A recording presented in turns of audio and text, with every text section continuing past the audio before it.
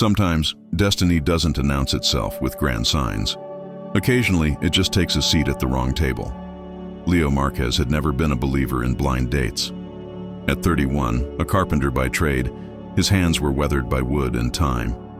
He was a straightforward man, of few words and a sincere heart, accustomed to the quiet of his workshop and the hum of the saw. That evening, however, his sister had persuaded him. "Do this for me, Leo. You'll like her. She'll be in a blue dress, waiting for you by the window." He sighed nervously. He never felt at ease among fine glasses and white tablecloths, but he went.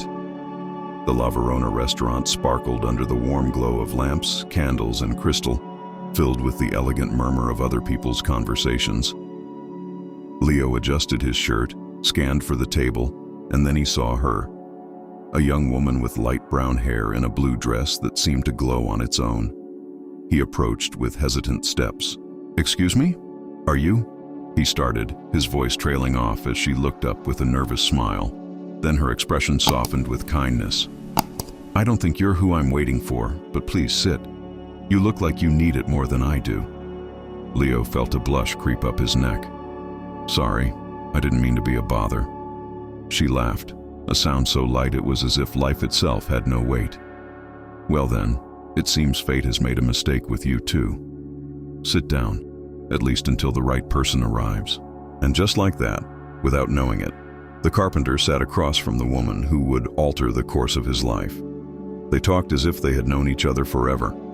He shared stories of building tables, chairs, and dreams with his hands. She revealed she was a programmer, working from the solitude of her home. It was only when Leo's gaze fell upon the metallic chair beside her that he understood life had tested her as well. "Your chair," he murmured, his voice filled with respect. She gently cut him off. "Yes, it's a part of me." A smile touched his lips. "Then it's the least interesting thing about you." She looked at him in silence, and in that moment, the entire world seemed to fall quiet. But the spell was shattered when a man in a suit entered the restaurant. Graying hair, an arrogant posture, and a hard gaze. "Sandra, I apologize. My meeting ran longer than expected," he said. Leo, feeling out of place, began to stand. "I was just leaving."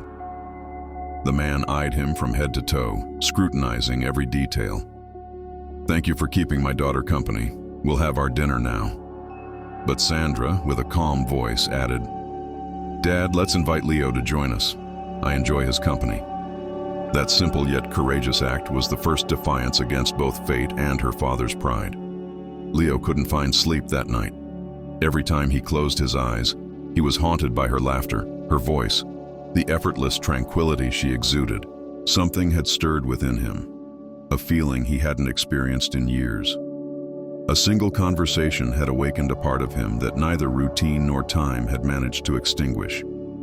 The next day, as he sanded an old table in his workshop, the echo of her smile was his constant companion. His co-workers were quick to notice. "Boss, what happened to you last night? You look like you won the lottery." Leo chuckled. "Nothing like that. I just went to the wrong table." But that mistake seemed to follow him. 3 days later, the sound of the workshop door opening made him look up. And there she was, elegant in a light blouse with her hair down, as if the midday sun itself was her personal spotlight. "How did you find me?" he asked in disbelief. "Google," she replied, a playful glint in her eye.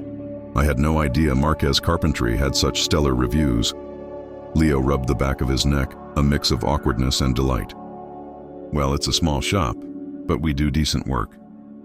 "That's why I'm here. I need a table, but not just any table," she said, her smile widening. "I want one that has a story." He looked at her, not quite understanding. "A story?" "Yes, something that was built by the hands of someone who is passionate about their craft." That single sentence disarmed him completely. Without a second thought, he accepted the commission. He showed her the different types of wood, their grains, their textures, the endless possibilities. And as he spoke, she listened with an attentiveness he rarely encountered. She wasn't looking at a carpenter. She was seeing a man of talent, a man with a purpose. The days melted into weeks, and Sandra's visits became a regular occurrence. She brought coffee, ideas, and laughter. Sometimes she would just sit in silence, watching him work. And Leo, without realizing how, began to wish those afternoons would never end.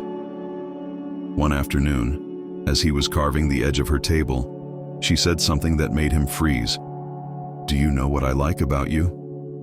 "What's that?" "You never try to help me when I don't need it. Most people do it out of habit or pity. But not you. You wait." He smiled. "I've learned that true help isn't offered, it's requested." A silence fell between them, but it was a comfortable one, the kind of silence that connects more than 1,000 words. It was in that quiet moment she realized something she hadn't expected.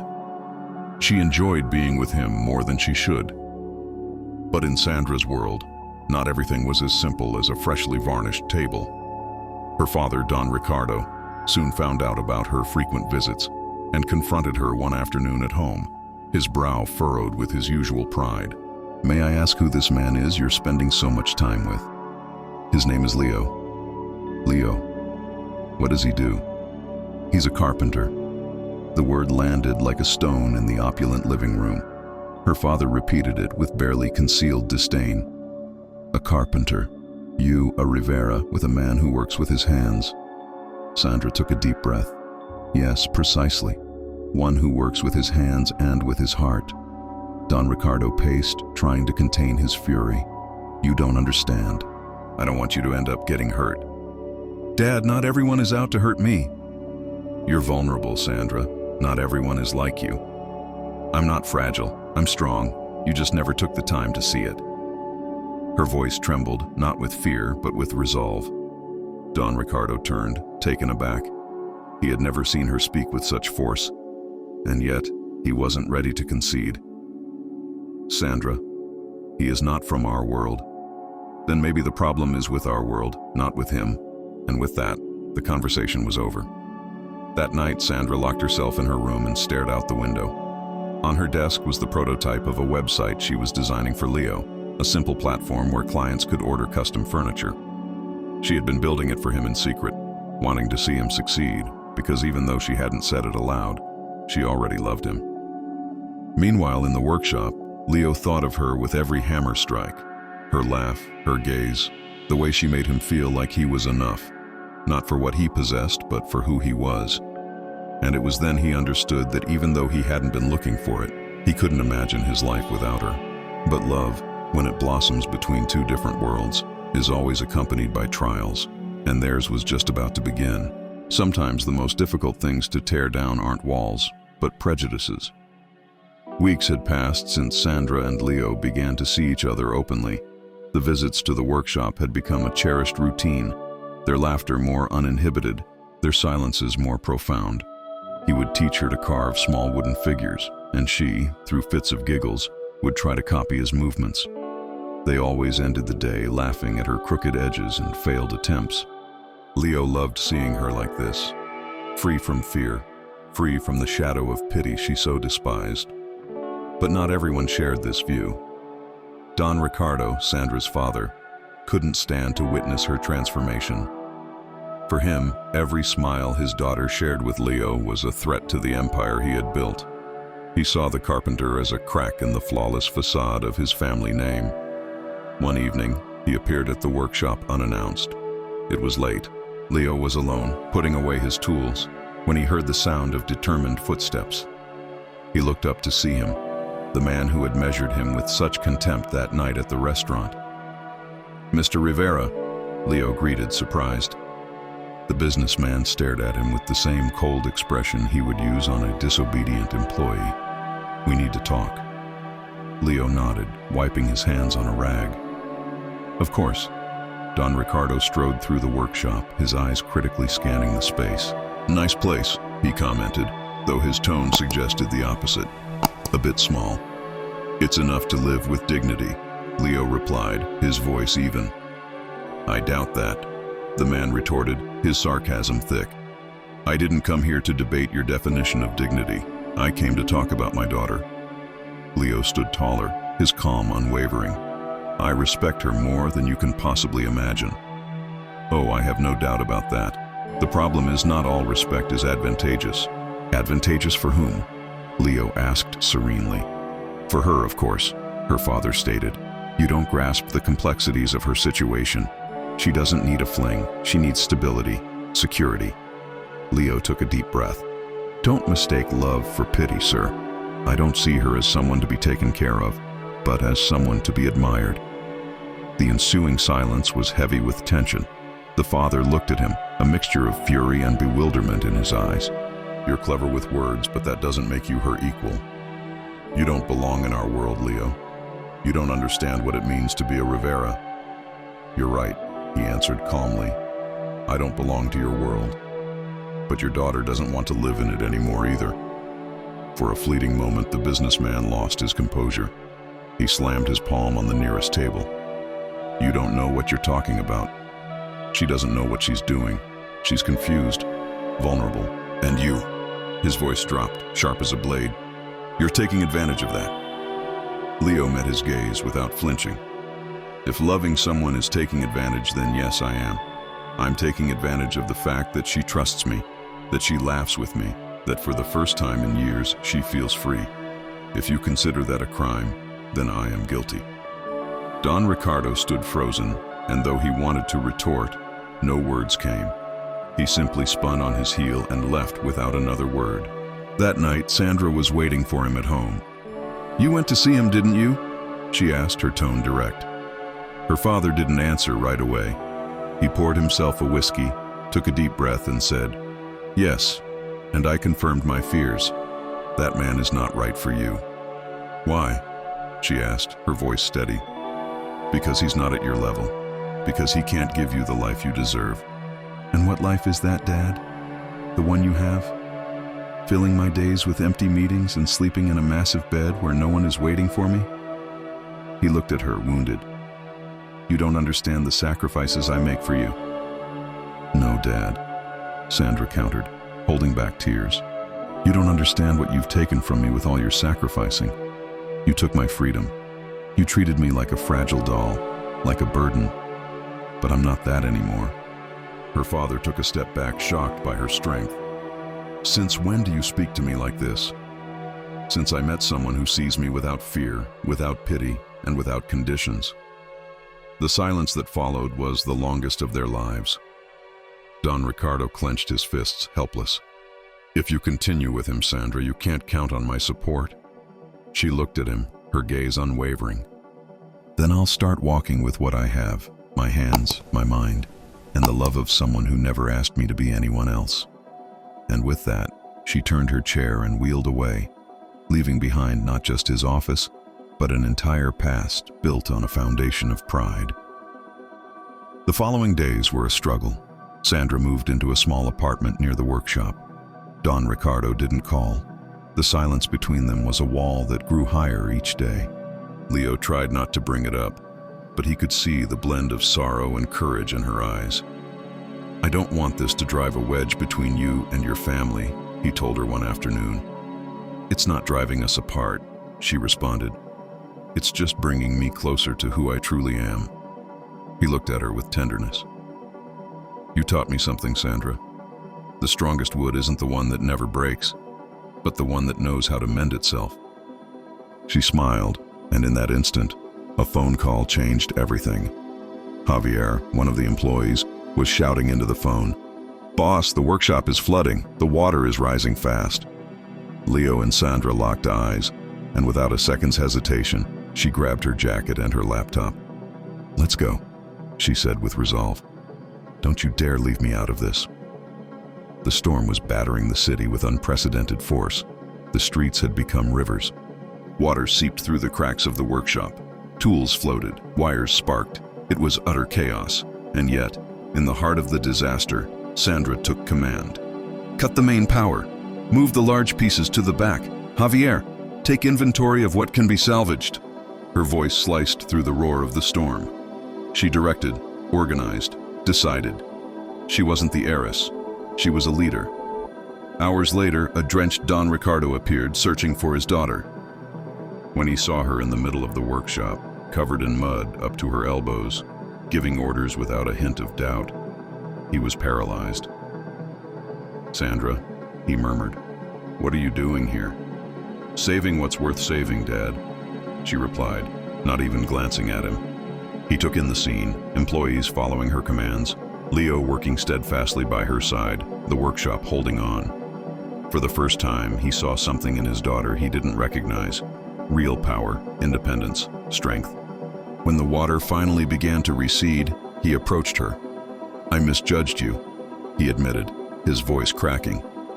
"I thought you needed to be cared for, but what you really needed was respect." She looked up, her expression weary but serene.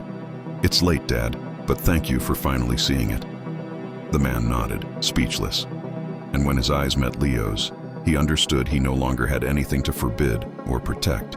Because in the midst of the disaster, he had witnessed something stronger than any family name: the love his daughter had chosen for herself. That night, after everyone had left, Leo stood alone in the workshop, staring at the mud-caked floor. Sandra approached, exhausted, a cup of coffee in her hand. "We could say it was a bad day," she said. He looked at her. "No, it was the day they finally saw you for who you always were." Sandra smiled. "And who am I?" Leo looked at her with pure affection. "The woman who changed my life because of a twist of fate." She rested her head on his shoulder. The wind still howled outside, but inside the workshop, there was finally a sense of peace. Several days passed after the storm. The sun returned, but the air still carried the scent of dampness, of wet wood, and of something new that was just beginning to blossom. The workshop was damaged, yes, tools rusted, walls stained with mud. But amidst the wreckage, there was something else: hope. Sandra and Leo worked side by side on the reconstruction. She planned the materials, handled the insurance claims, and redesigned the workflow. He repaired, sanded, and rebuilt what had fallen. It was a silent dance between two worlds that had finally learned to move in perfect rhythm. One morning, as the sound of a hammer echoed against the freshly painted walls, Don Ricardo appeared at the doorway. This time there was no suit, no tie, no mask, just a tired man, his eyes red from all that pride had cost him. "Good morning," he said softly. Leo looked up, surprised. Sandra watched him, waiting. "Dad, I didn't expect to see you." "I know, but I had to come." He entered slowly, observing the space as if it were a temple he had just discovered. "It's incredible what you've done here. It's alive." "It took work," Leo replied, drying his hands. "But we managed." Don Ricardo watched him for a few moments, then stepped closer. "I know I have no right to give you advice, but when I saw this place underwater, I thought everything was lost. And yet, you two brought it back to life." "We did it together," Sandra interrupted. "I know, daughter, and that's what makes me most proud." The man took a deep breath. "I've spent my life believing that money and a family name were what gave us worth. But you taught me something I forgot a long time ago, that real value lies in staying on your feet, even when the water is up to your neck." Sandra looked at him, her eyes filling with tears, and for the first time her father smiled without a trace of arrogance. "Forgive me, daughter, for all the fear I imposed on you, for making you believe you were weak when, in reality, you were stronger than me." She embraced him without a word. That long, silent hug was the true peace treaty between them. When they separated, Don Ricardo turned to Leo. You made me see who my daughter truly is. I judged you without understanding, and I'm ashamed of that." "You don't have to be, sir," Leo answered sincerely. "I was afraid too. Afraid of not being enough. Afraid of losing her. But she never doubted. And when someone looks at you without fear, you have no choice but to believe in yourself." The father nodded, moved. "If you'll allow me, I want to help you expand this place, not as a gift, but as a partner." Leo smiled. "Thank you, but this workshop already has a partner." He glanced at Sandra and she returned his smile. The businessman let out a soft laugh. "Then I'll invest in you both. I want to be a part of what you're building." And for the first time, Leo accepted a hand that once would have seemed impossible to take. The months flew by. and the workshop grew beyond anyone's imagination. The new sign read, Marquez and Rivera, Carpentry and Design. It was more than a name, it was a promise. Sandra had developed a digital system that automated orders, organized deliveries, and showcased each finished piece online. Leo, meanwhile, designed custom furniture with an artist's precision. Together they had turned woodworking into more than a trade. It was a shared story. One afternoon, while they were reviewing the month's finances, Sandra found him lost in thought.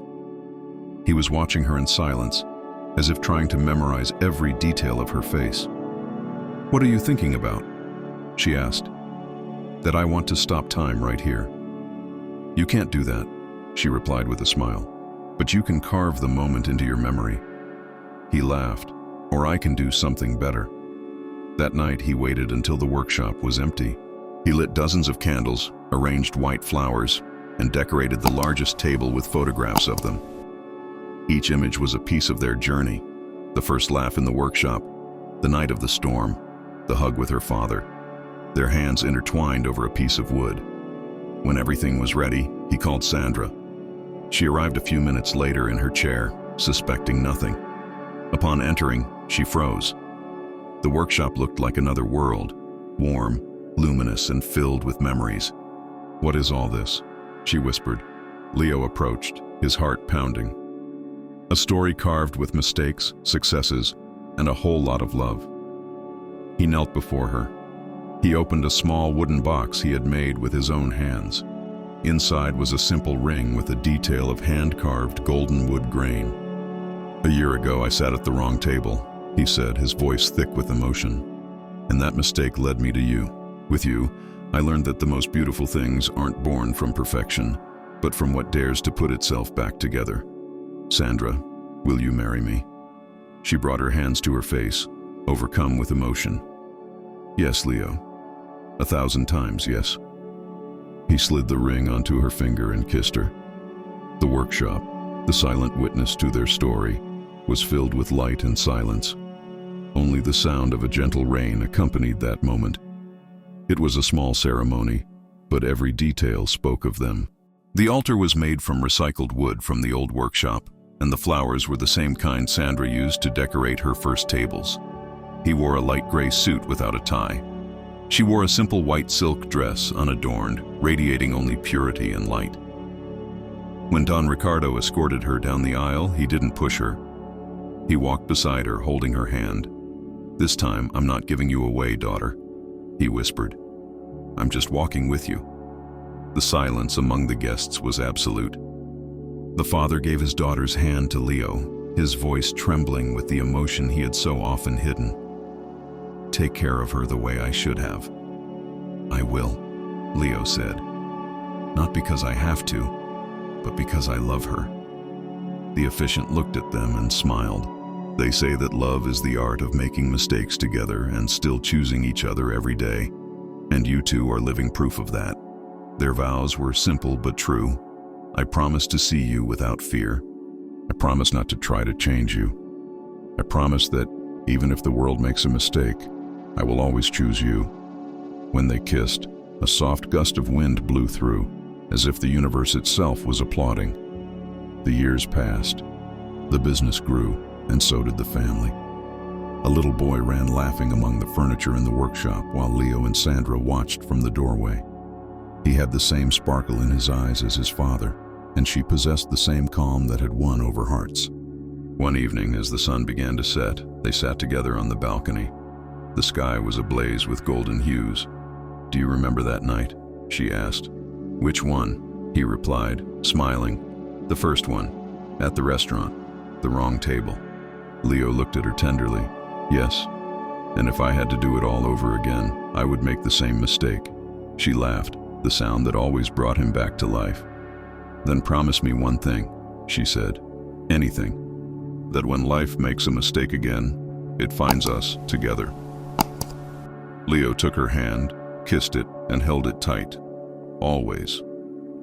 The sun dipped below the horizon. The workshop fell silent, and amidst the scent of wood and the evening breeze, their hearts remembered the lesson fate had taught them, that sometimes the wrong table is the most right place in the world.